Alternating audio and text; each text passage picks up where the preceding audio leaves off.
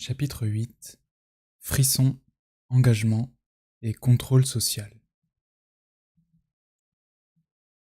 Appelez-moi comme vous voulez, aventurier, pervers, dégueulasse. Mes meilleurs coups et mes plus grands frissons, je les ai connus au cours d'épisodes publics. L'excitation que le danger d'être surpris en pleine action m'excite d'autant plus pour continuer. J'ai pas envie d'avoir une liaison amoureuse ridicule avec un mauvais coiffeur et de m'occuper du ménage. Je préfère de loin me trouver un beau mec et juste faire mon affaire avec lui dans les buissons et que ça s'arrête là. C'est plus palpitant pour moi et plus c'est dangereux, plus j'aime. Plus j'en ai, plus je suis heureux. Que ça se passe dans les toilettes, à travers le glory hole ou en traînant autour des buissons avec 4 ou 5 types les uns derrière les autres. Lettre in Sex in Public Places dans Vector. À l'approche de la conclusion de cette étude consacrée aux hommes qui se rencontrent dans les tasses, nous devons tenter de trouver une explication. Pourquoi des hommes ayant une famille et jouissant d'une certaine réputation prennent-ils le risque de détruire leur identité sociale pour un orgasme furtif dans un box de toilette publique? Même si l'action décrite peut sembler peu gratifiante à la plupart des lecteurs, elle l'est assez aux yeux d'un grand nombre d'hommes pour les pousser à braver les périls encourus dans ces rencontres. Il n'existe pas d'explication unique à l'appel des tasses, pour aucun participant en particulier, et moins encore pour les diverses personnalités qui s'y agrègent. Dans ce livre, j'ai proposé un certain nombre de mobiles à ce jeu. Différentes façons dont ce jeu fortifie des personnes très diverses. C'est seulement dans la mesure où ces raisons s'ajoutent à l'espoir d'un profit que certains individus participeront au marché de la tasse. Pour la clarté de la discussion, posons que les toilettes publiques sont le lieu d'un marché du sexe. Elles comptent certainement parmi les plus populaires auprès de ceux qui préfèrent cette marchandise dans sa version homosexuelle. Comme on l'a montré au chapitre 6, une demande de ce genre de service émane d'une population qu'un certain contexte familial et social a déterminé à rechercher des rapports sexuels obtenus sans contrainte ni engagement. Un père indifférent ou brutal peut suffire à troubler le processus normal de développement de l'identité sexuelle d'un individu, le disposant à chercher plus tard une aide dans un comportement déviant. Puis, la solitude sexuelle d'une école préparatoire ou la privation de rapports hétérosexuels au sein de l'armée peuvent faire d'un individu un futur client de ce marché. Note: 60% des membres de l'échantillon déviant avaient servi dans l'armée, contre 52% des non-déviants. Leur affectation était à peu près identique, à l'exception toutefois des plus anciens de la Navy parmi les participants et plus d'ex-marines au sein de l'échantillon de contrôle. Il est intéressant de noter que tous les déviants ayant appartenu à la Navy ont été observés dans le rôle de pointé, tous les ex-marines dans celui de pointeur. De si obscures discussions sur les raisons des penchants homosexuels se sont développées à partir de conclusions tirées de la clientèle des divans, des thérapeutes, qu'il me paraît inutile de rechercher la cause ultime d'un phénomène si largement répandu et si divers. Ce qui est significatif et véritable à partir de mon étude, c'est que le marché de la tasse présente des avantages certains pour beaucoup d'hommes. J'ai voulu, comme s'il s'agissait de n'importe quelle autre étude de marché, trouver et examiner les facteurs sociaux qui rendent ce type particulier d'échange attrayant les uns et non pas pour les autres. Examinons les avantages que procurent ces rencontres à des hommes qui choisissent, sous la pression d'un certain nombre de contraintes, cette forme d'action à couvert du marché sexuel. Les attraits du frisson. L'utilisation très fréquente de nos jours des jeux de hasard pour attirer le client potentiel dans les stations-service et les supermarchés témoigne de la puissance de ces procédés. Il est des gens qui, intéressés par une forme particulière de loterie ou de concours, fermeront les yeux sur d'autres avantages ou désavantages à acheter ici plutôt que là, simplement en raison de l'attrait du jeu. Les frissons que procure le jeu de la tasse ajoutent justement ce genre de supplément à tous les autres attraits éventuels. Son côté risqué en constitue l'un des principaux, du moins pour les participants qui ont une profession autonome. Selon mes entretiens, ce type de soulagement sexuel perdrait beaucoup de son prix sans tout ce qui peut se produire après son dénouement. Certains des hommes les plus âgés disent ne plus pouvoir atteindre l'orgasme sans l'excitation que procurent ces rencontres. Au cours de l'attaque des toilettes par les loupards, évoquée au chapitre 5, j'ai observé 3 actes de fellation à l'intérieur de notre abri assiégé. Seul l'effet aphrodisiaque du danger peut expliquer à mes yeux qu'on se livre à des actes sexuels dans ces circonstances. Je suppose que c'est là un facteur particulier de différenciation entre ce qu'on éprouve dans les tasses et en se masturbant. L'auto-excitation offre une autre forme habituelle d'exutoire sexuel libre de tout engagement personnel.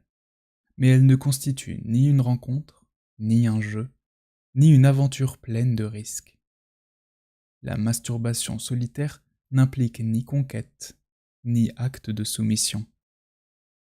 On ne l'achève pas avec le sentiment d'avoir bien joué le jeu, ou d'avoir participé à une nouvelle expérience. Les enquêtés avec lesquels j'ai évoqué le sujet ne considèrent pas la masturbation comme une alternative satisfaisante aux relations dans les tasses.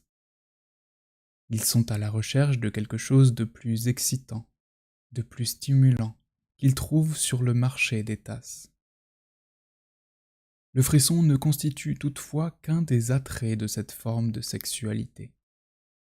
Il faut maintenant revenir sur 4 autres facteurs pour examiner ensemble toutes les motivations qui entraînent les participants vers ces rencontres.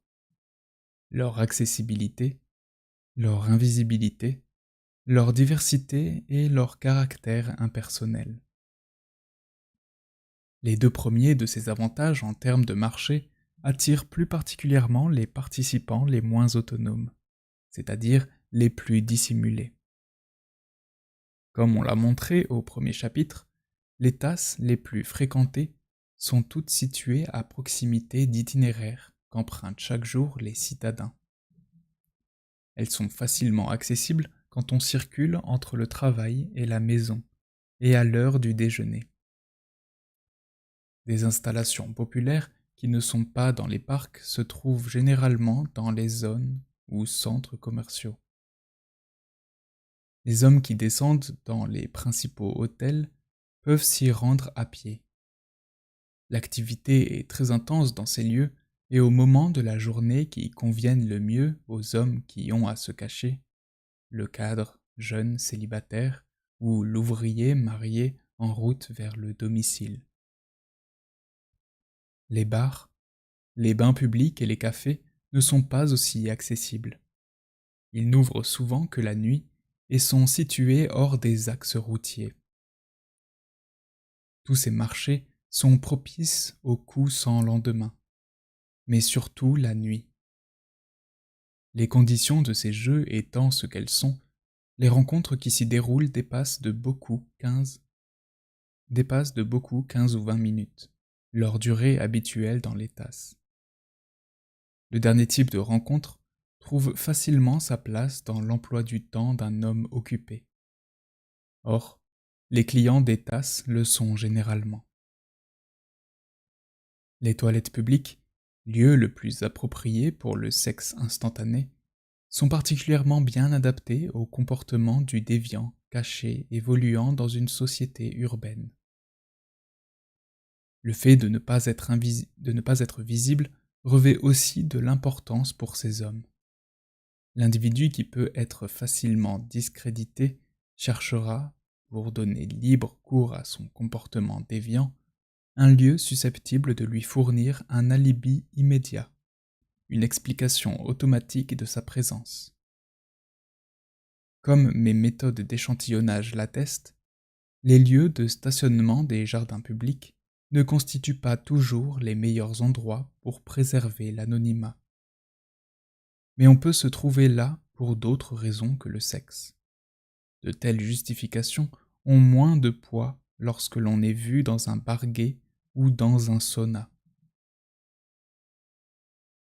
Pour le collectionneur, celui qui trouve la variété des partenaires particulièrement attrayante, les rencontres dans les tasses sont idéales.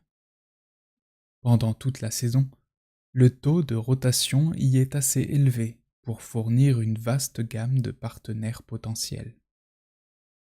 Notons une fois encore que, pour certains, cette diversité constitue un stimulant sexuel et non uniquement le produit d'une sorte de compulsion de promiscuité. Comme l'a écrit Liebau, la diversité n'est pas seulement le piment de la vie sexuelle, c'est un aphrodisiaque qui peut accroître les performances sexuelles. Sexe sans engagement. Socialisés comme nous le sommes, nous, Américains, dans un univers de flics et de voleurs dignes de James Bond, l'idée de sexe à prendre et à jeter, surtout quand elle est associée à une rencontre périlleuse, devrait attirer une foule d'amateurs. J'ai d'ailleurs jugé nécessaire de ne pas aller voir les films de James Bond pendant mon étude, afin d'éviter de rencontrer les nombreux enquêtés qui appréciaient ces spectacles. Non seulement beaucoup de participants trouvaient l'acteur principal particulièrement séduisant, sa façon de traiter les femmes comme des objets sexuels à prendre et à laisser rencontrait l'approbation des hommes disposés à l'homosexualité. Une grande part du coût des jeux sexuels les plus normaux de notre société, ceux qui sont plus hétérosexuels, mais également la cour que se font les gays, provient du fait qu'on exige peut-être des joueurs une implication émotionnelle et un engagement personnel. Certains hommes ont de bonnes raisons d'éviter ce genre de comportement sexuel. En dehors de toute théorie psychologique susceptible d'expliquer des choix en faveur du sexe impersonnel, je pense qu'il existe des facteurs sociaux et des types de situations d'une nature relativement simple qui déterminent des gens à préférer le sexe sans engagement. Même si cette étude n'évoque pas la prostitution féminine, j'ai fait l'hypothèse que certains mâles auraient fréquenté avec satisfaction les anciens bordels, avec leur passe de 20 minutes. Un grand nombre d'hommes veulent éviter les obligations, ont peur de mettre une fille enceinte, ou veulent éviter les liens affectifs. Une visite à une prostituée peut être, pour tous, plus simple, plus sûre et même moins chère. Avec la disparition de ces bordels du décor américain, les toilettes publiques sont devenues le lieu principal du sexe impersonnel. Note à décor américain. Il n'existe pas à proprement parler de loi fédérale interdisant la prostitution. L'initiative en est laissée aux États ou aux villes. Dans les années 1970, la prostitution est interdite dans de nombreux États, alors que d'autres l'autorisent, comme le Nevada.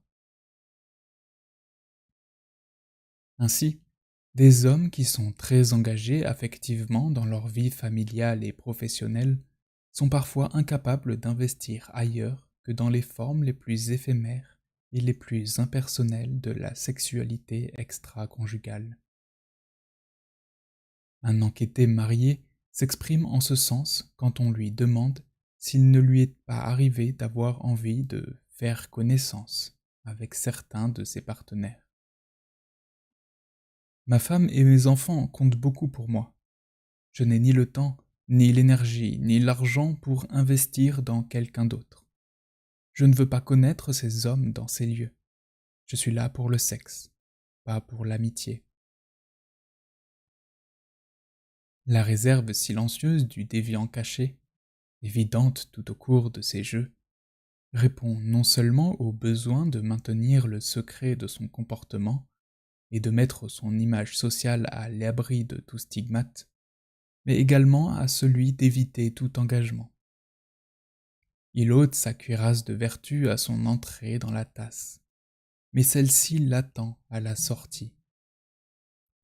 Il vit deux vies, et un engagement affectif dans celle de déviant aurait pour effet de ruiner l'autre.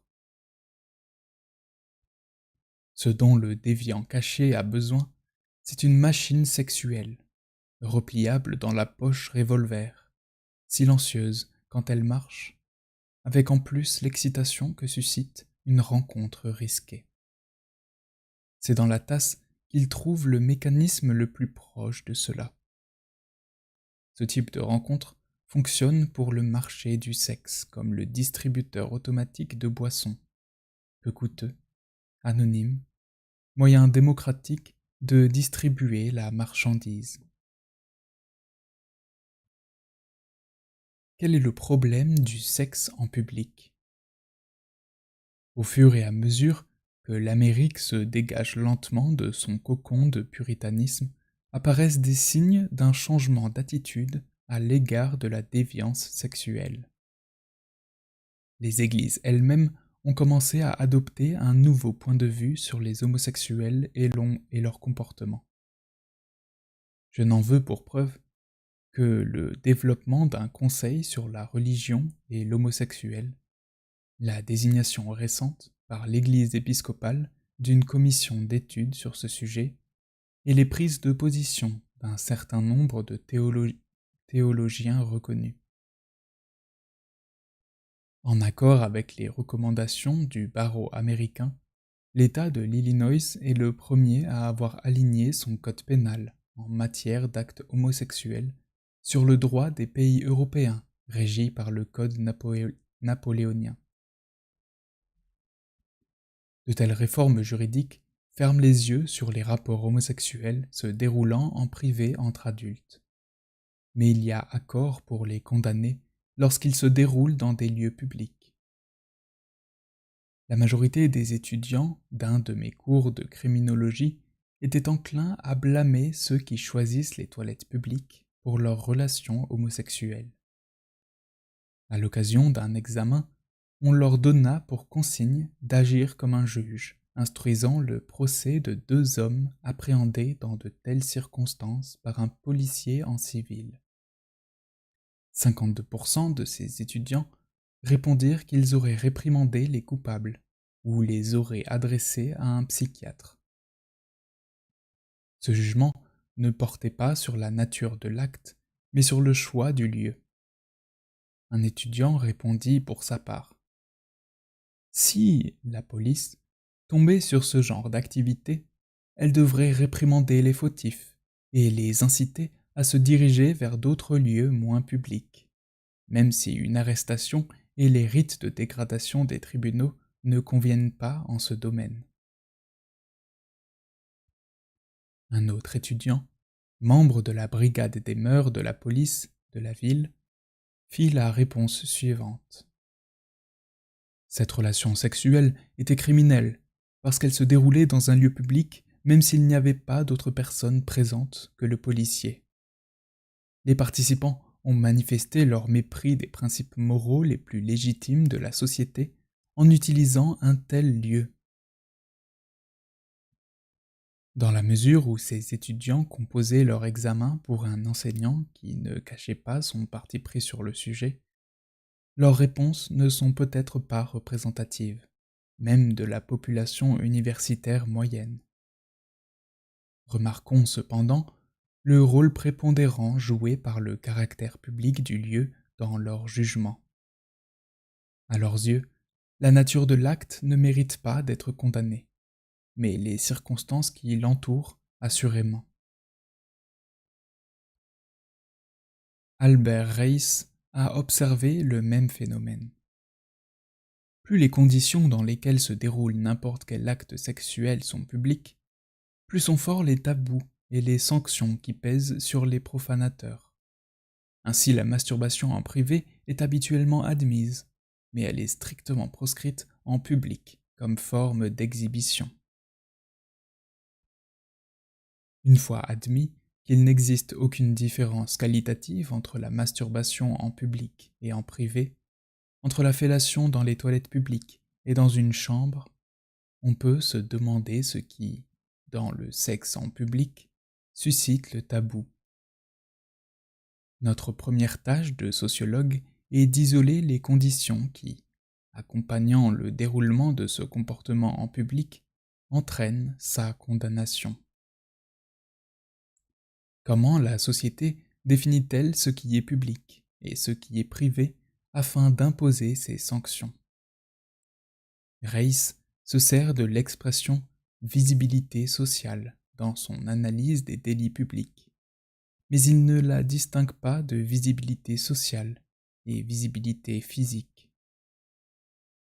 À la question comment définir le caractère social d'une situation publique, le sens commun répondra sans hésiter, lorsque le délit est matériellement visible. Tiffany, McIntyre Jr. et Rothenberg observent que l'action de la police s'exerce contre l'homosexuel qui racole en public, car il est visible aux yeux de tous comme la prostituée sur le trottoir. Mais ces auteurs ne réussissent pas à définir la nature, le degré et l'ampleur de visibilité nécessaires pour requérir des sanctions. Peut-il y avoir une visibilité tactile ou auditive, ou l'aveugle est-il à l'abri d'un tel outrage public? Une prostituée peut-elle échapper à l'arrestation en portant une lettre écarlate A sur son front, visible des seuls passants équipés de lunettes spéciales? En oubliant de tirer ses rideaux, une femme vivant dans un grand ensemble peut-elle se déshabiller devant des milliers de spectateurs? Est-elle pourtant moins susceptible d'être poursuivie que ses voisins devenus des voyeurs? Une forme actuelle très populaire de la prostitution est exercée par des femmes qui pratiquent la fellation sur des clients restés dans leur automobile en stationnement, dans les jardins des villes. La scène ne peut échapper à l'automobiliste qui passe. Cependant, les hommes qui font la même chose, mais derrière la porte des toilettes, risquent beaucoup plus d'être arrêtés.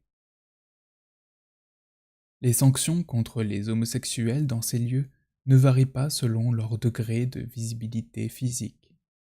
Il est très rare que, à l'exception des caméras cachées de la police, le sexe dans les tasses soit vu par quelqu'un d'autre que les participants, ou par une tierce personne faisant office, comme moi, de guetteur. Par ailleurs, mes répondants considèrent le comportement homosexuel dans certains bains publics comme beaucoup plus sûr, malgré sa plus grande visibilité. Ce qui suggère que la question appelle la notion de propriété. Propriété publique pour sexe public, propriété privée pour sexe privé.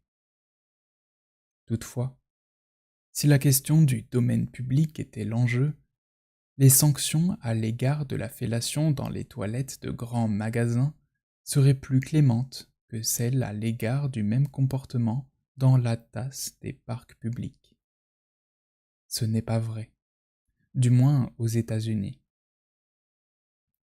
Dans la littérature sociologique, c'est peut-être le livre de Goffman, Le comportement dans les lieux publics, qui fournit la discussion la plus complète de l'ordre public. Je me tourne vers cet ouvrage pour me guider dans la formulation d'une théorie acceptable du contrôle social du sexe en public. Dans sa discussion de l'interaction en face à face, Goffman écrit: La coprésence rend les personnes exceptionnellement accessibles, disponibles et sujets l'une de l'autre. L'ordre public, dans ses aspects de face à face, est lié à la régulation normative de cette accessibilité. Si l'ordre public, au sens sociologique du terme, a pour objet de réglementer l'accessibilité des personnes les unes aux autres, alors la préoccupation propre des criminologues devrait être d'isoler toute norme dont la violation en termes de coprésence déclenche le processus légal. La coprésence, cette accessibilité mutuelle, se produit dans une multitude de situations. Dans un certain nombre de conditions qui déterminent la nature sociale de la relation, elle peut exister entre conjoints, entre amoureux, entre invités à une soirée, entre étrangers ou entre frères de sang. Elle peut se produire dans une chambre ou un jardin, dans une voiture stationnée, dans un drive-in, dans des toilettes ou dans la rue. Elle peut être précédée d'un cérémonial très élaboré, une présentation rapide, un jeu très organisé ou se dérouler sans aucun avertissement. Quand une telle accessibilité débouche sur un acte sexuel, cet ensemble de conditions détermine la nature juridique de l'acte et, plus important encore, la manière et l'intensité avec lesquelles l'autorité publique s'engage, si elle le fait. Dans un domaine comme celui de la déviance sexuelle, où les normes sociales ont suffisamment de poids pour être inscrites dans la loi, y a-t-il une indication que ces facteurs annexes puissent mettre en branle ou freiner la machine de la justice? On peut trouver le début d'une réponse dans certains articles de droit pénal concernant la déviance sexuelle. La majorité des nations occidentales, à l'exception des États-Unis, ne prévoit pas de sanctions légales contre ces actes en tant que tels, à moins que certaines conditions annexes ne soient pas respectées. 1. Ces actes ne doivent pas se dérouler en public. 2. On ne doit pas obtenir le consentement par la force. 3. Ni la force parentale, ni une autre force légale. 4. Aucun participant ne peut être d'un âge inférieur à celui que chaque société considère comme l'âge nubile. Notons que les 3 dernières conditions soulèvent plus particulièrement le problème du consentement volontaire. Quelles que soient les raisons psychosociologiques qui font que seuls les adultes peuvent être considérés comme objets de relations sexuelles, la loi met clairement l'accent sur l'âge nubile ou de raison. Il en est de même des sanctions contre l'engagement sexuel des parents nourriciers, tuteurs légaux ou du personnel d'encadrement des institutions à l'égard de ceux dont ils ont la charge. La loi danoise en donne un bon exemple, dans le résumé qu'en offre le Wolfenden Report. Sont passibles d'une peine les actes homosexuels commis sur des enfants de moins de 15 ans, ainsi que les actes de même nature commis de force, sous la menace, avec tromperie ou sous l'effet de la drogue. Sont également passibles de peine les outrages contre les malades internés dans les hôpitaux psychiatriques ou les orphelins, lorsqu'ils sont commis par des membres du personnel subalterne ou de direction de ces institutions. Seront punis les actes homosexuels commis en abusant de l'âge et de l'expérience sur une personne âgée de moins de 21 ans. Un comportement indécent contre une personne du même sexe constitue un outrage quand l'auteur du délit offense la pudeur d'autrui ou s'y livre en public. Dans nombre de ces codes, l'interdiction des actes sexuels en public ne représente qu'une clause ajoutée à une série de dispositions garantissant le libre consentement. Si la réglementation de l'âge renvoie à l'interprétation selon laquelle il y a majorité quand le libre consentement est possible, se pourrait-il que la réglementation du lieu renvoie également à la protection du consentement? Le caractère public de l'outrage peut revêtir une importance décisive, car il enfreint une norme que les sociétés occidentales imposent dans le cas de tous les actes sexuels, ou une multitude d'autres impliquant des relations entre les personnes, à savoir le principe du libre consentement. Les lieux où se déroulent les actes sexuels n'ont pas grand-chose à voir avec le consentement des participants, à moins de les considérer, ainsi que la visibilité, comme socialement définie. C'est là, je pense, ce qu'entend Reiss lorsqu'il parle de visibilité sociale. En nous appuyant sur cette théorie, nous devrions être capables de proposer une série d'hypothèses coordonnées et vérifiables. 1. Un lieu où peut se pratiquer le sexe est socialement visible dans la mesure où il exclut de prime abord que puissent consentir à être présents l'ensemble des acteurs et des témoins de cet acte. 2.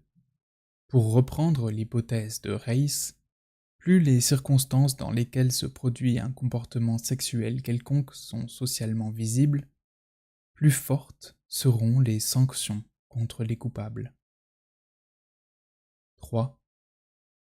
Sous une forme plus synthétique, plus un lieu exclut un accord initial de coprésence entre témoins et participants, plus fortes seront les sanctions.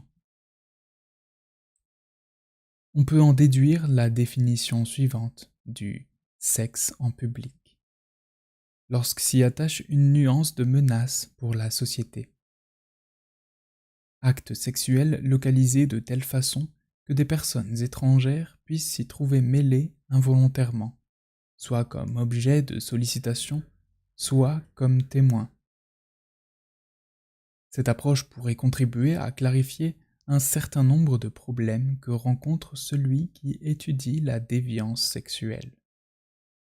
Par exemple, pourquoi, en dépit des descentes éventuelles de la police, le bain public est-il considéré comme un lieu plus sûr que les tasses?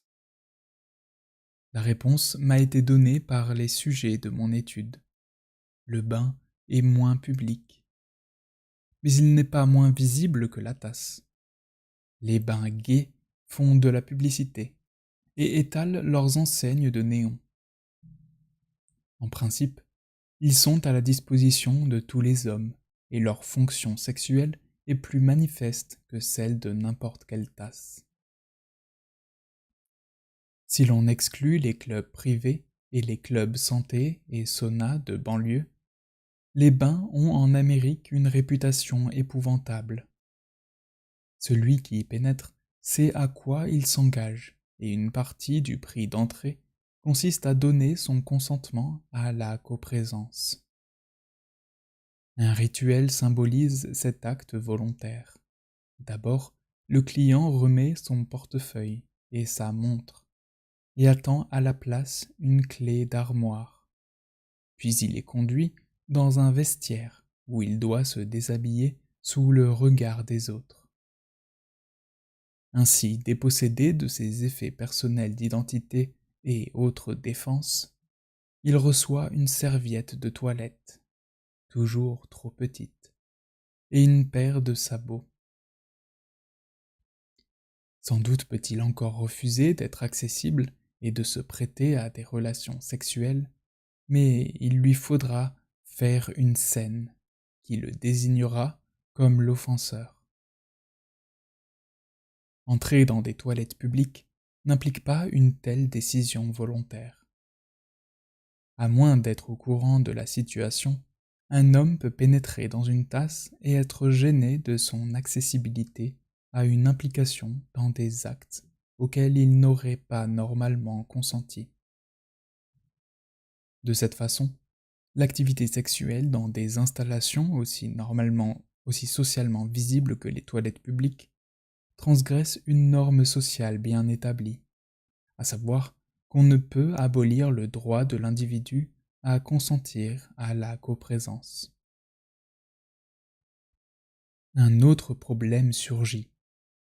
Tout au long de mes observations, quelques 200 rencontres, il m'a paru évident qu'un participant involontaire peut se retirer à tout instant d'une rencontre sans provoquer une scène, ni perdre son innocence ou renoncer à sa tranquillité. Les stratégies mises en œuvre dans ces rencontres incluent des précautions telles que personne ne doit avoir peur d'être inquiété dans ces lieux. Pour manifester qu'on veut participer à l'action, on doit d'abord se présenter en état d'érection. Aucune personne jouant convenablement son rôle d'hétérosexuel ne sera outragée ou offensée par les jeux sexuels des tasses. Les êtres sociaux sont sans cesse occupés à construire l'interaction qui les protégera le plus possible. Le déviant sexuel n'échappe pas à cette règle. Dans les cafés où les tapins mâles exercent leur activité, un jeune homme vend des tickets de boisson et demande si le client sait dans quel genre d'endroit il est. Il faut accepter la coprésence avant d'entrer, car on se retrouve immédiatement nez à nez avec un couple d'hommes en train de s'embrasser en dansant. Le visiteur peut s'attendre à ce que très vite un jeune homme bien mis s'offre à lui pour $20. S'il s'en trouve embarrassé, il pourra quitter les lieux, mais sous les observations et les regards ironiques. Les prostituées mâles, professionnelles ou semi-professionnelles, opèrent souvent dans l'automobile d'un miché ou d'un client, et tout jeune autostoppeur averti apprend vite ce qu'il doit consentir pour le prix de la balade. En montant volontairement, le stoppeur accepte de se soumettre à son bienfaiteur. Il devra s'excuser s'il interrompt la rencontre avant toute relation sexuelle. Ce refus entraînera sans doute la protestation légitime du conducteur. Dans la mesure où l'activité du stoppeur n'est pas elle-même très légale, celui-ci hésitera à dénoncer à la police les avances de l'automobiliste, même si celui-ci, déçu, l'a fait descendre brutalement. Dans la mesure où une partie de notre socialisation consiste à acquérir les principes communs nécessaires à la compréhension de la réalité sociale, ce à quoi vous devez vous attendre dans tel ou tel endroit, le prix d'admission dans des lieux de faible visibilité sociale est habituellement bien connu. Ainsi, en y entrant, on consent presque sans réserve à la coprésence. Une certaine forme d'accessibilité peut y être considérée comme admise, car elle l'est effectivement. Sur un marché public, de telles libertés ne peuvent pas être admises, car, quand le prix d'entrée est faible ou inexistant, les prix à l'intérieur doivent rester relativement élevés. Dans les tasses, des signaux explicites d'accessibilité doivent être exigés avant de s'engager dans l'action. Pour vérifier plus facilement nos hypothèses relatives à la visibilité sociale des lieux sexuels, il est utile d'imaginer une échelle, le long de laquelle on peut placer un certain nombre de situations publiques. Tout en haut de cette échelle, Au niveau le plus faible de consentement à la coprésence, je placerai une église pendant l'office dominical. Puis, juste en dessous, les centres commerciaux ou les voies publiques. Dans ces lieux, les sanctions sont assez fortes pour décourager de façon efficace même les partenaires sexuels les plus audacieux. Un peu plus bas, requérant un faible consentement à l'entrée, mais une volonté clairement exprimée de participer aux phases ultérieures de l'interaction, se trouveraient les tasses. En raison de leur forte visibilité sociale, ces installations constituent un lieu d'intense activité des forces de contrôle social. À leur côté, je placerai les lieux de libre accès des jardins et des plages publiques. Un degré en dessous, on exige plus de consentement dès l'abord. On en requiert encore un peu, plus tard, au cours de l'interaction. Tel serait le cas des voitures dans les rues ou sur les parkings des drive-in, ainsi que celui des corbeilles des salles de cinéma en ville. La menace des sanctions sociales diminue maintenant rapidement. Presque au bas de l'axe, je placerai les bains publics et les bars gays. Le consentement à accorder est si fort qu'il ne peut laisser aucun doute sur les intentions du client. Chacun sachant dès l'entrée à quoi il consent. La police n'agit qu'exceptionnellement à titre préventif. Une étude récente de la sexualité dans les prisons de Philadelphie suggère l'existence d'une dernière catégorie, située tout en bas de cette échelle de visibilité sociale. On n'y trouve que les pénitenciers, les prisons et les institutions pour les déficients mentaux. Ici, la société a entièrement aboli le droit de consentement à la coprésence. Les sanctions sociales sont presque inexistantes, même contre le viol homosexuel. Les personnes retenues dans ces lieux sont supposées soit être incapables d'actes volontaires, soit ne pas en être dignes. Ainsi, on ne leur demande aucun consentement. Elles sont accessibles à n'importe qui, car le monde leur est inaccessible. Au-delà, s'ouvre le domaine du sexe privé. En l'absence de visibilité sociale ou de brigade des mœurs, de solides normes culturelles protègent le caractère sacré du consentement à la coprésence dans les chambres à coucher et les petits salons. Et pourtant, c'est là que sont commis la plupart des viols et des actes incestueux, ainsi que les attentats à la pudeur sur des enfants et les détournements de mineurs. Cette échelle suggère une dernière hypothèse.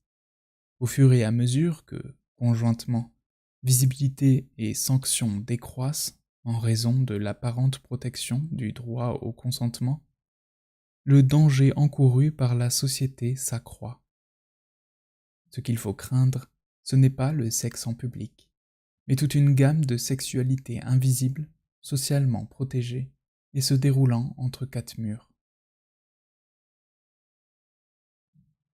Suggestions pour une politique sociale.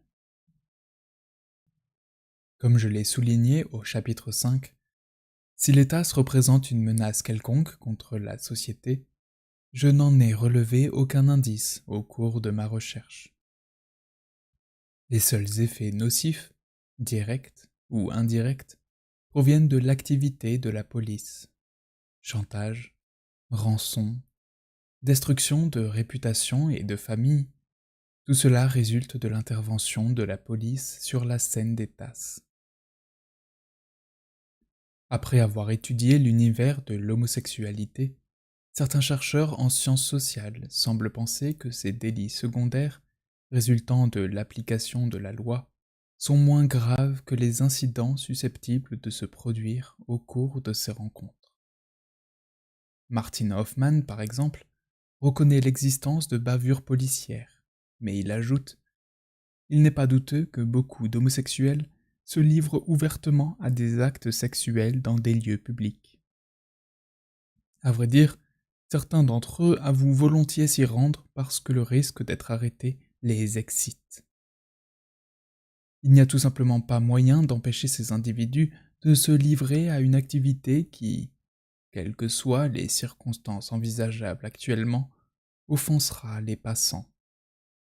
C'est pourquoi il me semble qu'on ne peut blâmer la police de livrer à la justice un homme qui a été pris en train de sucer le sexe d'un autre homme dans les toilettes publiques ou dans celles d'un parc. J'ai interrogé assez d'homosexuels mâles adultes très intelligents y occupant même des positions professionnelles prestigieuses et respectables pour affirmer qu'un nombre substantiel d'entre eux, non pas la majorité, font les chiottes et les jardins publics et s'y livrent à des actes sexuels. Ainsi, une certaine surveillance de la part de la police semblerait nécessaire. J'examinerai cette argumentation en détail, car je tiens Hoffman pour l'un des analystes les plus perspicaces de l'homosexualité. Deux facteurs semblent à ses yeux justifier l'action de la police et les arrestations dans les TASS. D'abord, que ces rencontres peuvent offenser les passants, puis qu'un nombre substantiel d'homosexuels se livrent à cet acte. En réalité, la forme d'interaction propre aux TASS, telle qu'elle est décrite au chapitre 4, est organisée de telle façon qu'elle minimise le risque d'offenser les hétérosexuels. De plus, je ne pense pas qu'on doive proscrire un comportement simplement sous prétexte qu'il peut engendrer la gêne, voire constituer un outrage. Quand on regarde, on peut être offensé uniquement par la façon qu'ont les autres de se vêtir ou de se comporter en public. Des protestants offensés m'ont craché dessus, alors que je me promenais avec mon col de clergyman dans les rues d'une petite ville de l'Oklahoma. Les habits du clergé ou des hippies devraient-ils être hors la loi parce que quelques passants s'en offusquent? Je ne pense pas non plus que la surveillance policière soit requise parce qu'un grand nombre des gens participent à une action donnée. Des foules importantes regardent le baseball et beaucoup d'hommes participent à des parades maçonniques, une activité qui peut sembler très offensante à certains spectateurs. Jusqu'à ce que Hoffman et d'autres puissent prouver que les rencontres dans les TASS représentent une menace pour le bien public, ils ne sauraient recommander des opérations préventives de police, notamment parce que nous savons que ces activités elles-mêmes engendrent à leur tour des délits. J'ai la responsabilité, en tant que criminologue, de recommander que la force publique soit déployée là où un besoin véritable s'en fait sentir, là où le bien-être des individus et de la société dans son ensemble est en péril. Le bilan de ma recherche m'incite à placer très bas les toilettes publiques sur l'échelle des priorités. Au cours du week-end, où deux policiers parfaitement entraînés m'arrêtèrent pour vagabondage dans un jardin public, 3 grandes banques furent cambriolées dans la même ville. La police ne devrait faire intrusion dans les TASS qu'en réponse à des plaintes précises. Il est trop facile de faire de la police le bouc émissaire de tous les maux dont on accuse la société dans son ensemble. Il n'entre pas dans mes intentions de critiquer indûment ces hommes, ni d'ajouter quoi que ce soit au fardeau qu'ils portent au nom de la société. Tout au contraire, je voudrais voir certaines tâches inutiles écartées et l'arrêt de l'activité de la brigade dans les TASS en constituerait un bon commencement. Les policiers ne sont pas les seuls agents du contrôle social. D'autres sont tout autant responsables de la tension et de la haine de soi qui pèsent sur le déviant sexuel. Ainsi, les médecins, psychiatres, sociologues, prêtres et autres administratifs des autres institutions de contrôle social ont besoin d'être informés des dangers d'une condamnation des déviants cachés. que ces agents impriment dans l'esprit des membres d'un groupe de déviants qu'ils sont malades, et ils le deviendront. Toute parole ou tout acte qui approfondissent la haine de soi, qu'éprouve le déviant caché, se retourne contre la société, sous la forme même qu'on redoutait. Réprimé dans son comportement caché, et privé de son appui culturel propre, le délinquant secret tend à passer à l'acte dans les conditions les moins acceptables pour la société. S'il est homosexuel, il imposera sa volonté à de jeunes garçons faisant du stop pour rentrer de l'école ou dans les corbeilles d'un cinéma.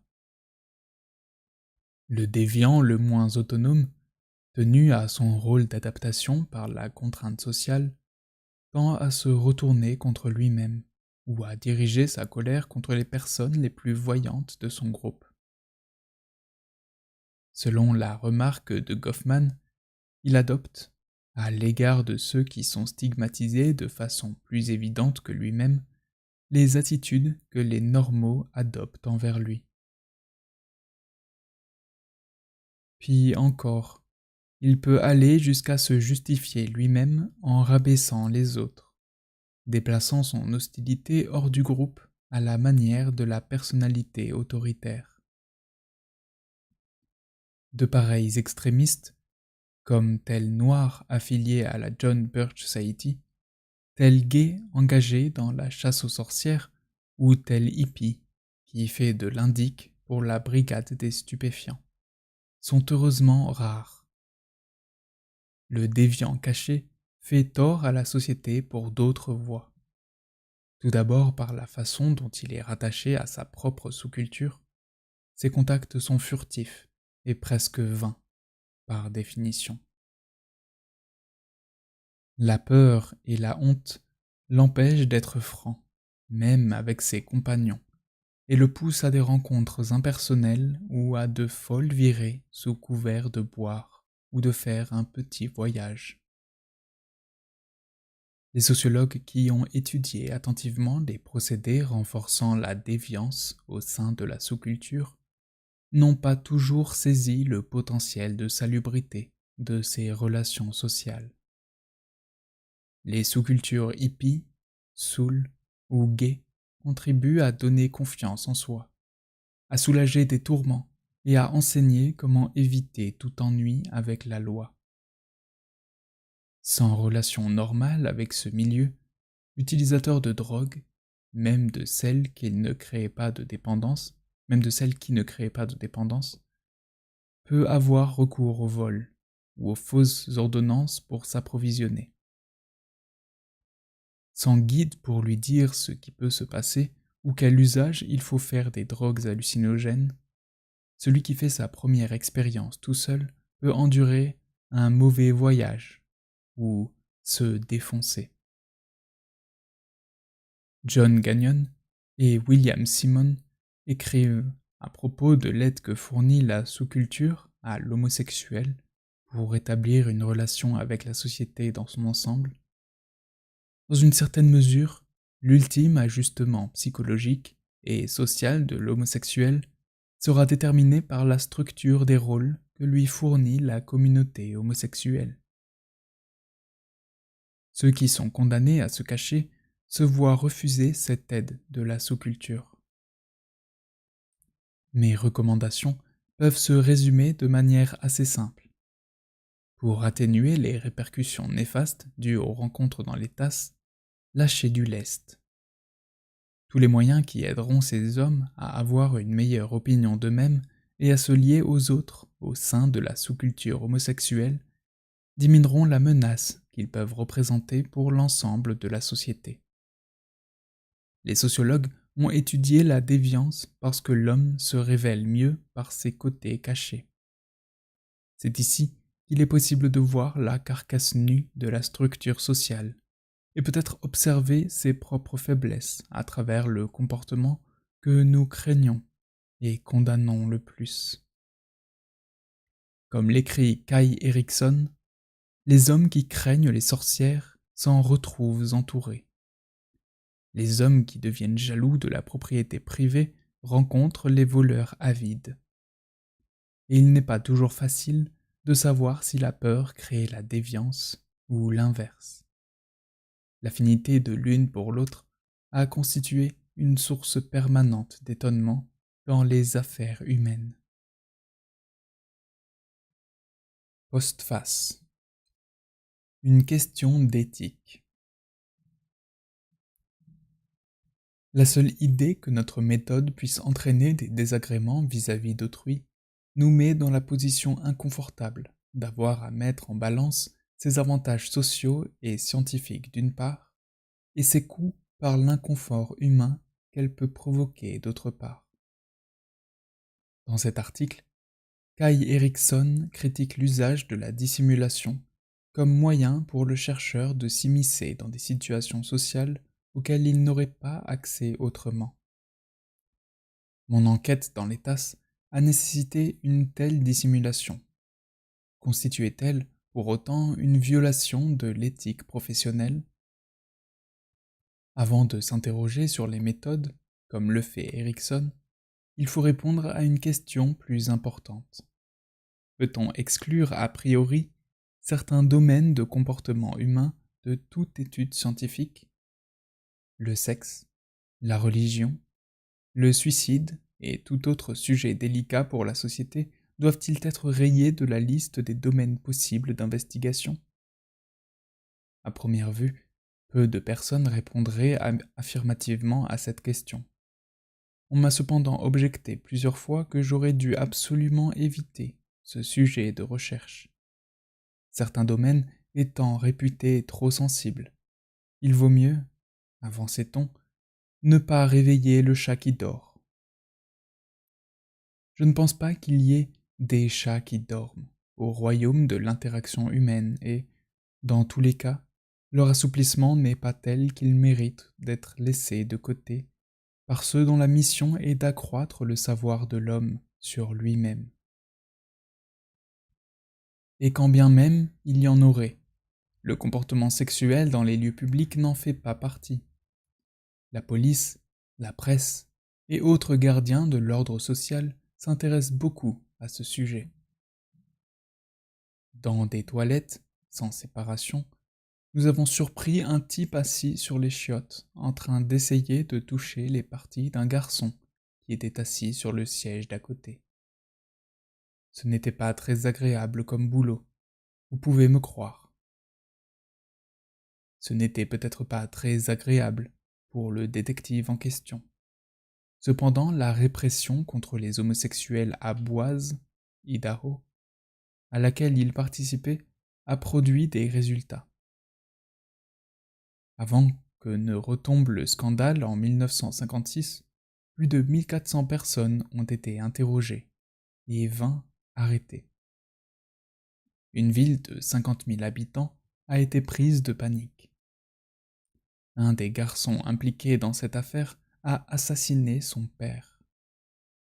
Le chef de la police a été renvoyé, ainsi que l'agent de probation local. Le fils d'un conseiller municipal a dû quitter West Point. Et ce qui est encore plus tragique, c'est que 9 hommes furent convaincus de délits homosexuels et condamnés à la prison ferme, leur peine allant de 5 ans à la réclusion à perpétuité, certains laissant femmes et enfants. Ce qui m'étonne, ce n'est pas que des sociologues puissent mettre en danger leur intégrité morale et celle de leur profession en traînant dans les toilettes publiques pour prendre des notes sur l'art de la fellation, mais plutôt qu'un groupe d'étudiants en droit et leurs professeurs aient pris les premiers le risque de se compromettre dans ce genre d'études. Gloser sur l'intégrité professionnelle me paraît le fait d'une discipline moribonde. Laisser au clergé le soin de se préoccuper de la propreté de sa soutane. Le scientifique a une trop grande responsabilité pour s'arrêter à de tels scrupules. Cela ne veut pas dire que je me désintéresse de l'éthique du chercheur, qui doit protéger les personnes qui l'étudient. Bien au contraire. Comme je l'ai montré dans le chapitre 2, je crois que le premier souci d'un sociologue devrait être d'épargner tout préjudice à ces personnes. Mais nous ne, mais nous ne protégeons pas une population persécutée en refusant de nous intéresser à elle.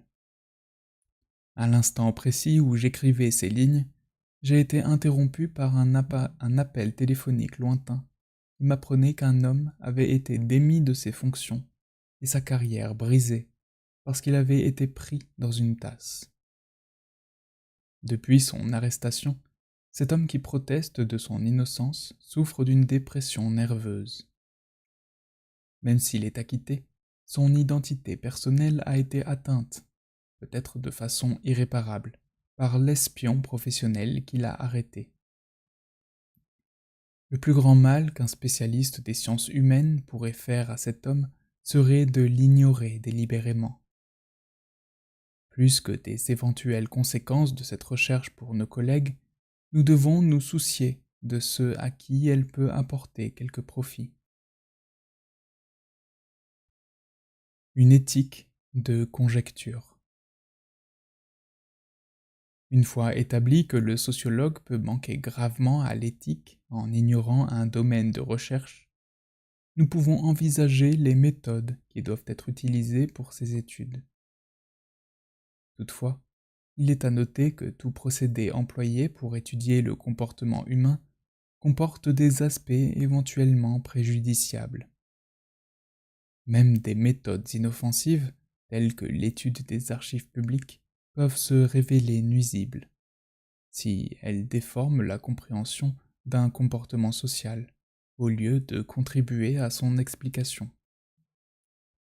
Il arrive que des criminologues, à l'abri et bien calés dans leur fauteuil de bureau, étudient des statistiques produites à travers le tamis du FBI et qu'à partir de là, on invente une vague de criminalité qui déclenche une vague de réactions publiques, au point de produire un état policier.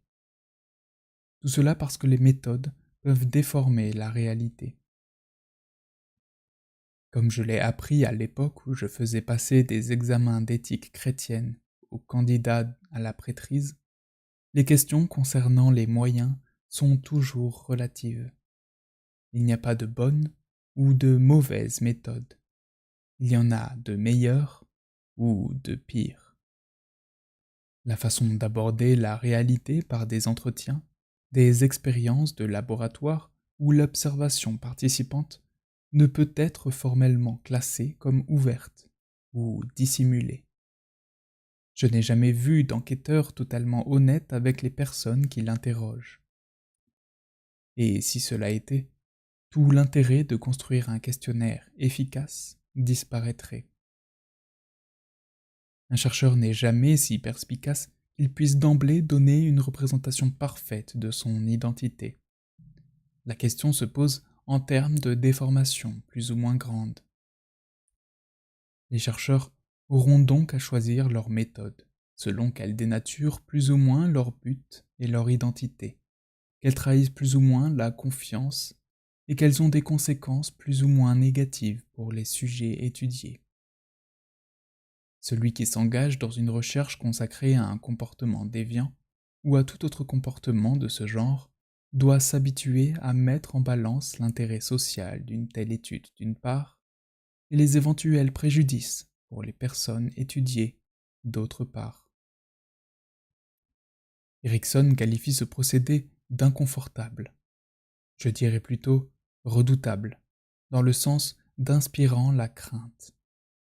Le chercheur doit également avoir toujours à l'esprit qu'aucune méthode n'est complètement sûre pour lui-même ou pour les autres, et qu'il doit donc la choisir par rapport à toutes celles qui peuvent être appliquées dans chacune des situations. L'éthique des sciences humaines est une éthique de conjecture. Problème de dissimulation.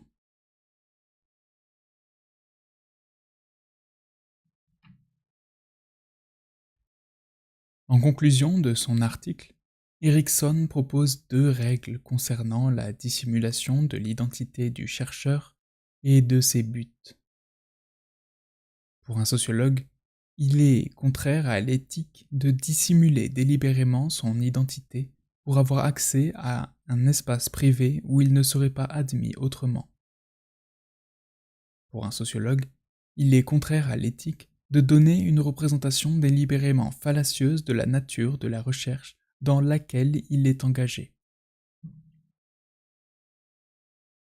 Dans la mesure où, dans les tasses, le périmètre d'interaction qu'elles dessinent, chacun ne révèle son identité qu'à travers le rôle qu'il assume, l'observateur participant que j'étais n'en dissimulait aucune. J'étais vraiment un voyeur, mais au sens sociologique et non sexuel. Mon rôle était avant tout celui de la folle qui mate, et je l'ai joué fidèlement et sans problème. Dans ce lieu, je ne dissimulais pas non plus mon identité qu'un je ne dissimulais pas plus mon identité qu'un autre. Bien plus, mes activités me conduisaient non dans un espace privé, mais dans des toilettes publiques. Sur la porte, il n'y avait qu'une inscription: Messieurs, et je considère qu'elle m'autorisait parfaitement à y entrer. Il soit donc clair que je n'ai pas violé le premier précepte d'Erikson. Même si je passais pour déviant afin de ne pas interrompre la scène que je voulais observer, je ne le faisais pas pour être admis indûment dans un espace privé. La seconde règle peut être appliquée à la partie réactive de ma recherche, lorsque j'ai interviewé, sous prétexte d'une enquête de santé, des personnes que j'avais observées dans les tasses.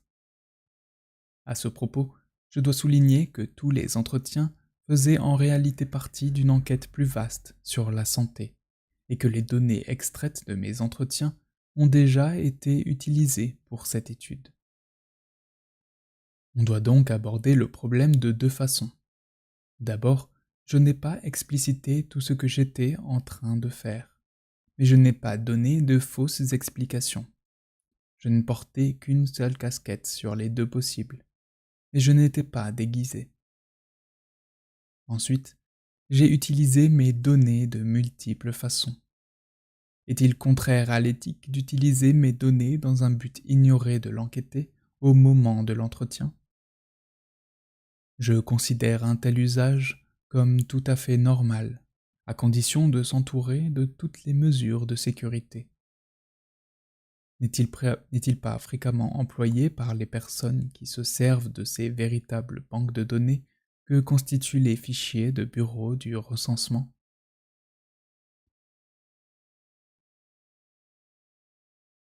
Le secret professionnel.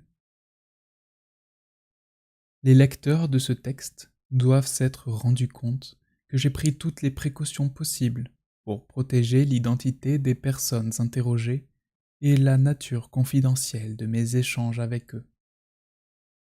Comme je l'ai exposé dans le chapitre 2, je n'ai pas divulgué les noms et les adresses des membres de mon échantillon, et j'ai utilisé des stratégies qui préservent leur anonymat. J'ai même préféré être emprisonné plutôt que de révéler à la police la nature de mes recherches, afin d'éviter que les enquêtés ne risquent d'être inquiétés pour avoir fréquenté un homme sous contrôle policier. En écrivant ce rapport, j'ai pris grand soin de cacher tout signe permettant l'identification des participants. Ce n'est pas toujours une tâche facile quand on doit également éviter de déformer les données, mais elle est essentielle. Je me suis constamment posé cette question. La personne interrogée a-t-elle toujours la possibilité de se reconnaître sans que les autres arrivent à l'identifier? Si je n'ai pas toujours réussi à appliquer cette proposition dans ma première partie, je suis sans inquiétude quant à la seconde. Le problème des conséquences. Finalement, il me faut évaluer les résultats de cette recherche. Même si je ne me considère pas comme un prophète, je possède quelques capacités de prédiction au titre de sociologue. Si j'ai été assez honnête dans mes analyses, et assez convaincants dans leur présentation, elles n'entraîneront pas de réaction négative de la part des forces de contrôle social. J'espère qu'elles en auront appris quelque chose. Peut-être cela va-t-il inciter certains à vouloir construire les toilettes publiques en les localisant de façon à y décourager les échanges sexuels, à l'exception des lieux où ils constituent une véritable nuisance publique. J'espère que la scène des tasses ne va pas changer. Il n'est pas nécessaire de marginaliser cette activité inoffensive. Cela dit, ceux qui sont concernés par le marché du sexe sont inventifs, et je doute que même un véritable état policier puisse faire disparaître toute recherche de rencontres sexuelles sans engagement. D'autres ont suggéré que j'avais écrit le manuel de la parfaite folle de pissotière. Serait-il un bon manuel que j'en serais peut-être flatté? Mais ce n'était là ni mon objectif, ni ma préoccupation. Ceux qui connaissent le jeu n'ont pas besoin de manuel. Quant à son éventuelle utilisation par des déviants potentiels, la seule chose que je dirais est que le monde déborde de manuels, et que les gens savent sélectionner ceux dont ils ont besoin. Je ne lirai pas un manuel qui m'apprend à construire un voilier, et ceux qui ne sont pas intéressés par les activités homosexuelles n'utiliseront pas ce manuel.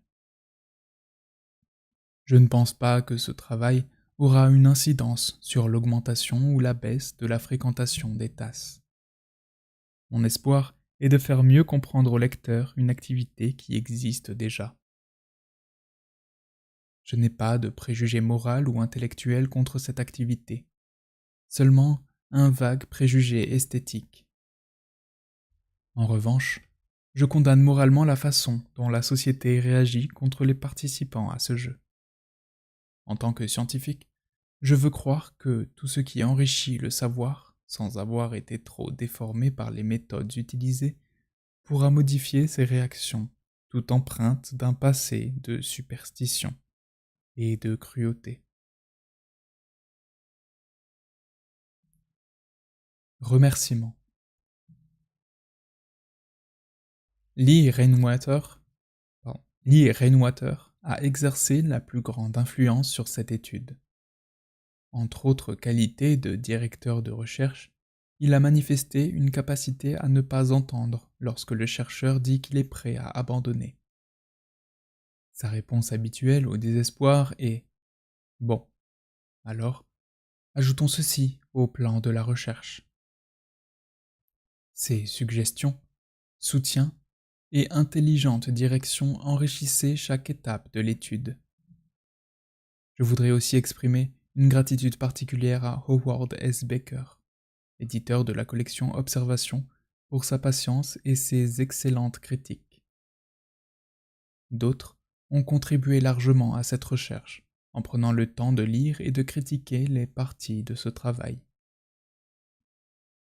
Coe, Gagnon, Geiss, Goffman, Henry, Hoffman, Hooker, Horowitz, Kyle, Kitsus, Masters, Pittman et Simon.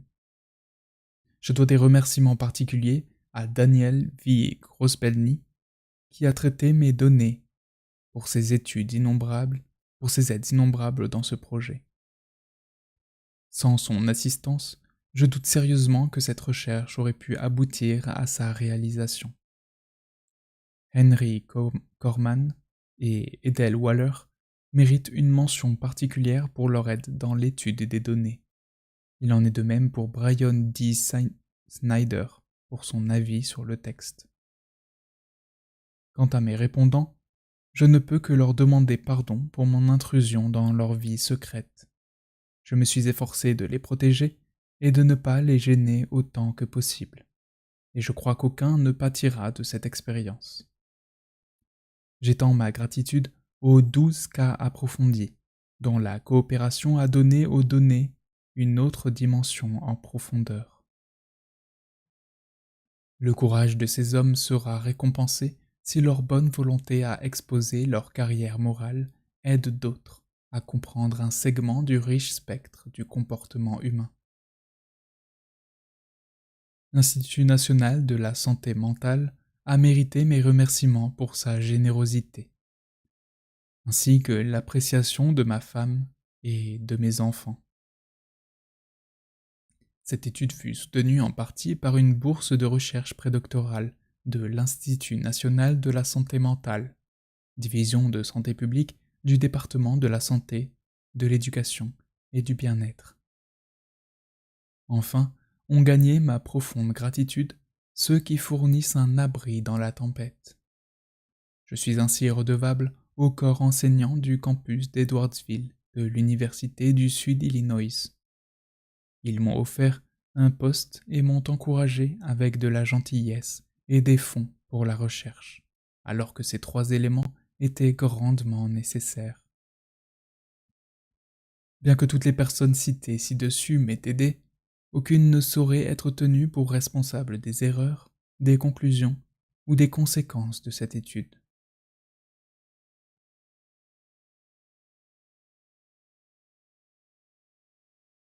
Postface à l'édition française.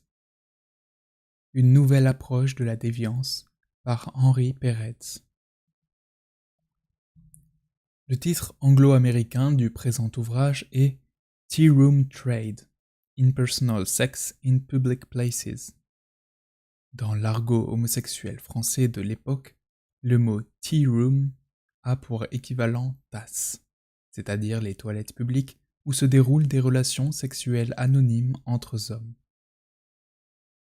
Le livre est publié pour la première fois en 1970, à partir d'une thèse reposant sur une enquête effectuée entre 1966 et 1968, à un moment où la sociologie de la déviance est en plein développement. Auparavant, l'étude des comportements sociaux, contrevenant aux normes de la société, était rangée sous la rubrique de la désorganisation sociale. On assista dans les années 60, notamment sous la double influence de Howard S. Becker et d'Erving Goffman, à une remise en cause de cette approche. Dans ce courant, dont le livre Outsiders de H.S. Becker est un des exemples les plus significatifs, le terme déviance recouvre l'ensemble des actes délinquants, c'est-à-dire passibles d'une sanction de la police et de la justice, mais également un vaste champ de comportements s'écartant des normes conventionnelles de la société, comme la maladie mentale ou certains modes de vie marginaux. Est ainsi combattue une définition de la déviance comme comportement s'écartant de la moyenne, ou du comportement comme élément dysfonctionnel. Si les travaux de ce nouveau courant ne forment pas une théorie unifiée de la déviance, ils proposent une approche commune, non pas l'étude des causes de ces comportements, mais celle de la forme d'expérience sociale spécifique qu'ils représentent et de la diversité des agents impliqués dans leur qualification de déviants. Un vaste champ de comportements sociaux susceptibles d'être qualifiés de déviants s'offre ainsi à l'étude. Fumeur de marijuana et musicien de jazz pour H.S. Becker, prisonnier pour John Irwin, délinquance juvénile pour Aaron Sikourel, prostitution masculine pour Albert G. Race, tricherie au jeu pour Ned Polsky, délinquance chez les puritains du XVIIe siècle avec Kai T. Erickson, vie dans les asiles psychiatriques pour Erving Goffman. Autant que la diversité des objets, l'approche de la méthode employée singularise ces études. L'approche par le schème général de la désorganisation sociale reposait principalement sur l'utilisation de documents et de statistiques émanant des institutions traitant de la délinquance. La nouvelle démarche considère ces documents et ces statistiques comme un point de vue socialement constitué sur les objets étudiés. Les conditions de réalisation des statistiques et les définitions de leurs objets doivent dès lors faire l'objet d'une analyse ethnographique. Ainsi, Aaron Sikourel analyse les activités par lesquelles sont constituées les statistiques de la délinquance juvénile. Ces démarches d'enquête conduisent les chercheurs à recueillir directement les données dont ils ont besoin pour leurs recherches. C'est ainsi que vont se multiplier les approches ethnographiques ou, pourrait-on dire, anthropologiques. Les actes ordinaires des populations étudiées deviennent alors le principal objet d'intérêt. Ainsi, le sujet de la recherche de Lord Humphreys est les hommes se livrant à des actes homosexuels sans engagement, ni personnalisation. Une autre caractéristique de la sociologie de la déviance, désormais bien connue du lecteur français, est qu'elle possède par une connaissance directe des milieux sociaux concernés le travail de terrain, et généralement l'observation directe in situ. Tea Room Trade sera ainsi souvent cité comme exemple d'approche directe d'un milieu déviant. Le travail de terrain suppose une certaine familiarité avec la population étudiée. Selon les cas, cette connaissance est antérieure à l'enquête ou acquise dans les premiers temps de la recherche. Ainsi, Howard Baker avait été musicien de jazz avant d'étudier la culture déviante de ce milieu. Ned Polsky avait été joueur de billard avant d'analyser les systèmes de raquettes qui entourent ce jeu. En revanche, William Foote White, dans les années 40, et Elliot Lebow, 20 ans plus tard, se familièrent progressivement avec les communautés auxquelles ils étaient étrangers. Le premier finit par se faire accepter par les Italiens du North End de Boston, le second par les Noirs de Washington. Entre ces deux pôles, où situait Lord Humphreys? Répondre à cette question, c'est répondre à celle que se pose tout lecteur de ce livre. Est-il possible d'observer un comportement aussi caché et aussi stigmatisé qu'un comportement homosexuel sans avoir une certaine familiarité avec celui-ci? Quel rapport doit-on entretenir avec le milieu homosexuel pour l'observer? Pour apporter quelques éléments de réponse, il faut interroger la biographie de Humphreys. De la prêtrise à la sociologie. Lord Humphreys est né en 1930 dans l'Oklahoma, où son père, après divers métiers, devint membre de la Chambre législative. Humphreys aimait à souligner qu'il avait toujours été au contact de la rue, d'abord lors de sa jeunesse où il fréquente des bandes de jeunes délinquants, puis au début de ses études universitaires, auxquelles il subvient en réalisant des reportages de presse. Il achève ses études secondaires en 1948. Il obtient ensuite une licence en théologie en 1955 et devient prêtre de l'Église épiscopale, équivalent nord-américain de l'Église anglicane britannique. Il assumera ce ministère pendant environ 14 ans. Au cours de ses études en théologie, il sert dans une paroisse connue sous le nom de paroisse des folles, parce qu'elle comptait de nombreux homosexuels. En 1953, il fait un stage volontaire de formation à l'hôpital psychiatrique de l'Université d'État de l'Iowa. De 1955 à 1965, il est rattaché à diverses paroisses, notamment en tant qu'aumônier de l'église épiscopale d'un campus universitaire.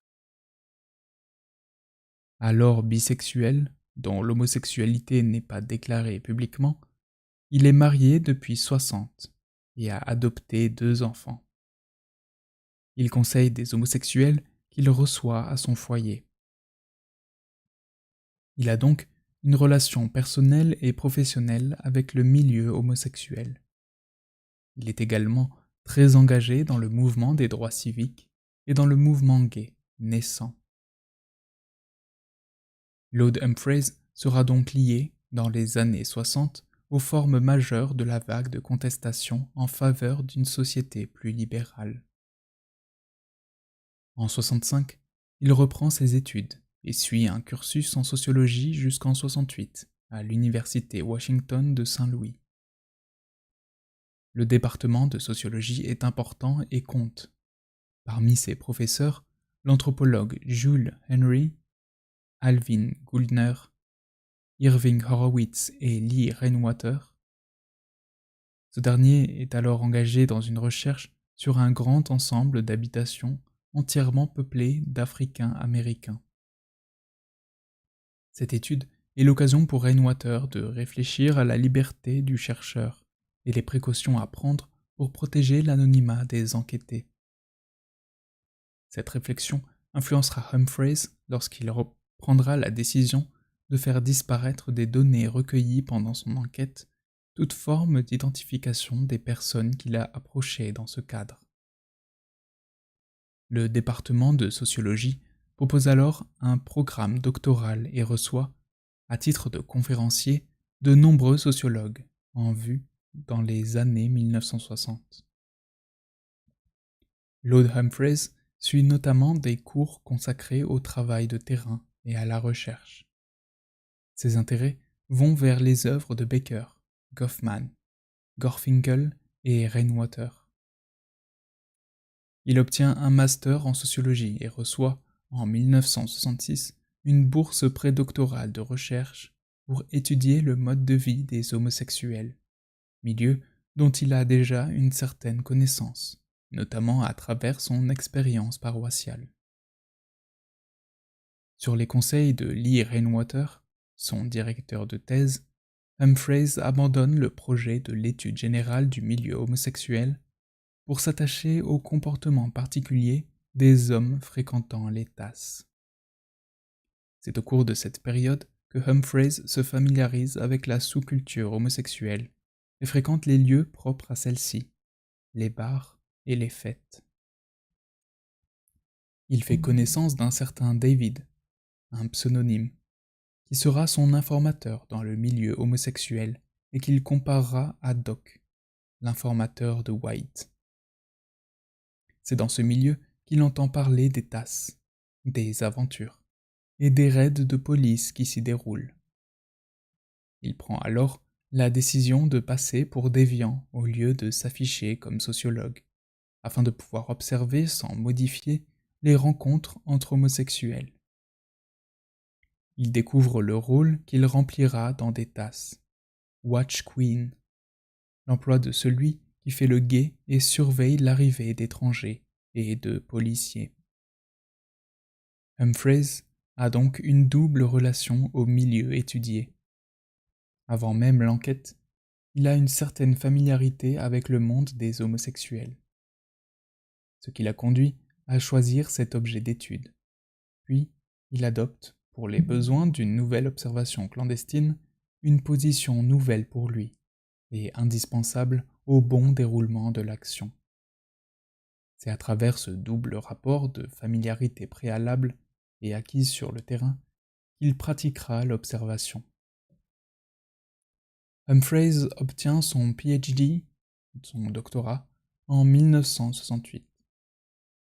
Sa méthode d'enquête soulève l'opposition de l'administration universitaire. Il est accusé d'avoir pratiqué l'observation à couvert, en violation des termes de la bourse de recherche que lui a versé l'Institut national de la santé mentale. La chancellerie tente en vain de lui refuser le titre de docteur, mais réussit à l'évincer d'un poste de chercheur et à supprimer ses fonds de recherche. Une présentation par Humphreys et des extraits de Tea Room Trade sont cependant publiés dans la revue Transaction, et le texte intégral trouve sa place en 1970 dans la collection Observation, que dirige alors Baker. Cette collection compte alors une vingtaine d'ouvrages, parmi lesquels des œuvres de Barney Glaser et Anselm Strauss, consacrés aux hôpitaux, et de Ned Polsky, à divers types de déviants et marginaux. Pour son livre, Humphreys obtient le prix Wright Mills de la Société pour l'étude des problèmes sociaux, association de sociologues libéraux, dans la terminologie politique américaine. Lord Humphreys quitte Saint-Louis et finit par obtenir un poste à l'université de South Illinois, où il ne reste que peu, de 68 à 70. Il est ensuite professeur associé à la State University of New York à Albany, puis, à partir de 1972, professeur au Pitzer College en Californie. En plus de ses activités d'enseignant, il exerce comme psychothérapeute. Il affiche publiquement son homosexualité en 1974, au cours d'une session de l'Association des sociologues américains. Il contribue d'ailleurs à la reconnaissance de la communauté gay au sein des associations professionnelles de sociologues. Il divorce en 1980 et conserve toujours un lien avec l'Église épiscopale. Lord Humphreys connaît la prison à plusieurs reprises. Il est arrêté une première fois autour des toilettes publiques, et une autre fois pour avoir déchiré, au cours d'une manifestation, un portrait du président Nixon. Il publie en 1972 Out of the Closets, The Sociology of Homosexual Liberation, qui constitue l'une des premières études sociologiques du mouvement gay. Il meurt en 1988 d'un cancer du poumon. L'observation participante.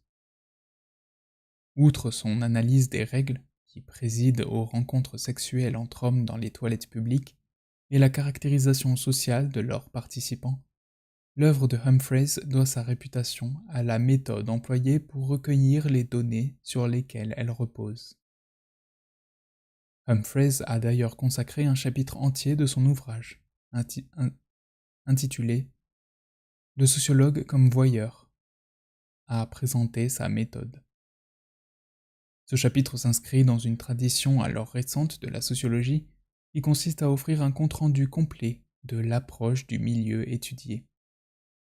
Cette analyse réflexive et concrète des conditions de la recherche empirique eut comme précurseur White, qui définit sa méthode dans sa postface de Street Corner Society, écrit 12 ans après sa première publication, en 1943.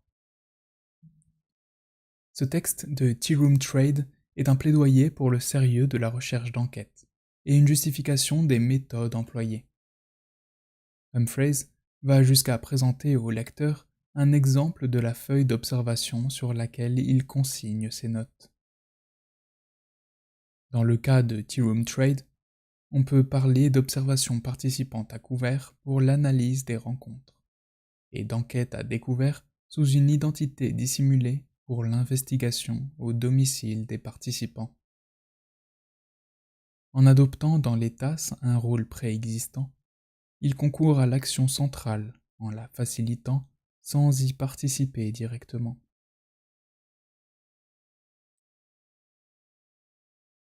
Il peut observer les relations sexuelles sans y prendre part. Il demeure aux yeux des participants un acteur parmi les autres, au lieu d'être un sociologue simple observateur. C'est grâce à cette posture qu'il recueillera les données les plus détaillées sur le déroulement des rencontres. Il sera à ce point assimilé au déviant qu'il observe qu'il sera arrêté par la police à proximité des toilettes, emmené au poste et accusé de délit d'intention.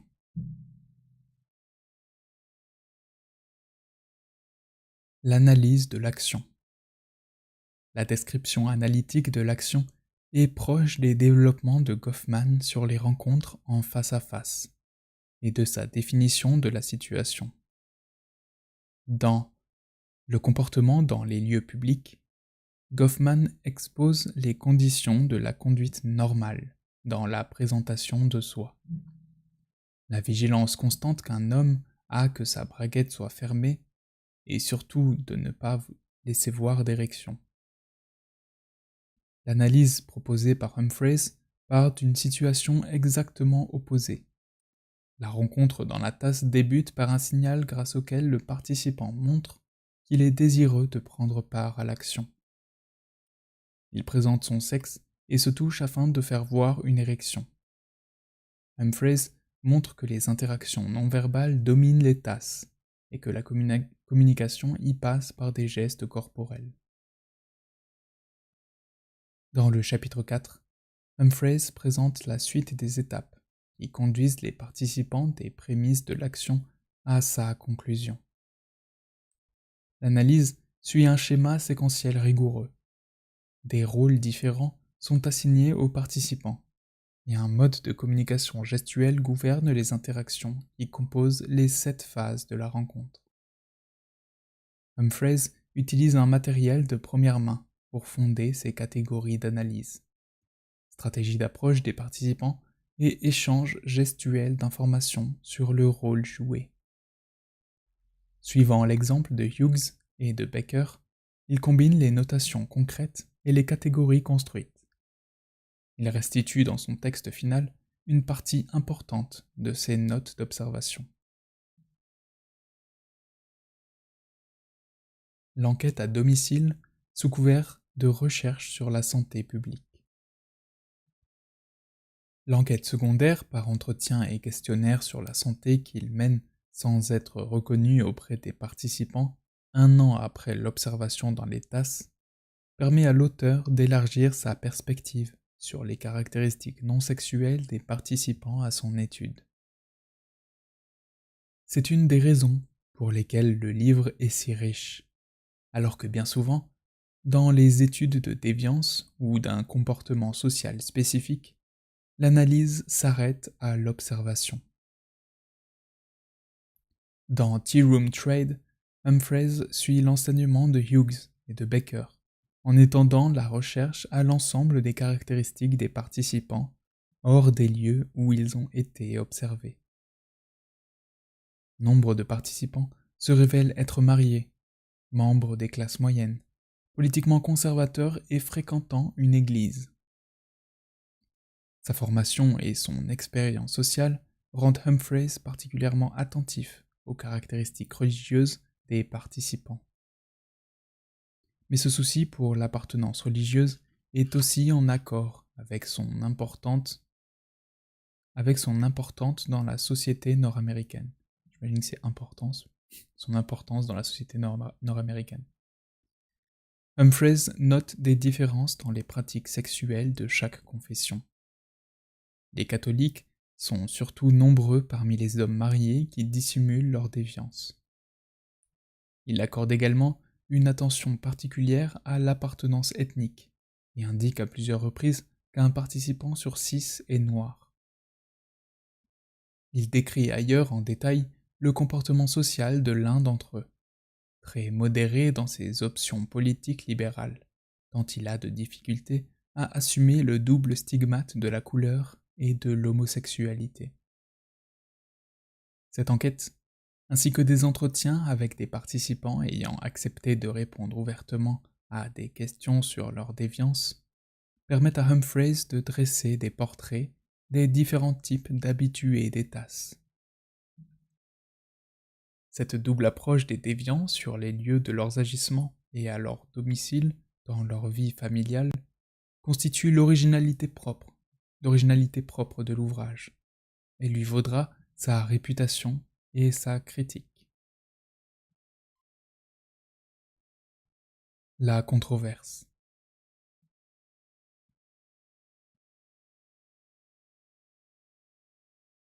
Dès sa parution, partielle dans la revue Transaction, puis sous forme de livre, l'ouvrage soulève une controverse. S'il reçoit le prix Wright Mills et un bon accueil parmi les homosexuels, il fait l'objet de critiques sévères. La première attaque vient d'un chroniqueur du Washington Post, Nicholas von Hoffman, qui lui reproche, au nom du droit à la vie privée, d'employer, sous des motifs soi-disant honorables, des méthodes d'espionnage et de dissimulation. La plupart des critiques s'inquiètent du respect des personnes observées ou interrogées, et pointent le risque que leur a fait courir Humphreys en allant les interviewer chez elles sous couvert d'une enquête de santé publique. Les motifs scientifiques de Humphreys ne justifierait en rien sa méthode, et l'on ne pourrait pas lui faire crédit d'avoir protégé l'anonymat des participants. Humphreys leur aurait fait courir un risque majeur en les identifiant par les plaques d'immatriculation de leur automobile. Une autre critique plus profonde suit.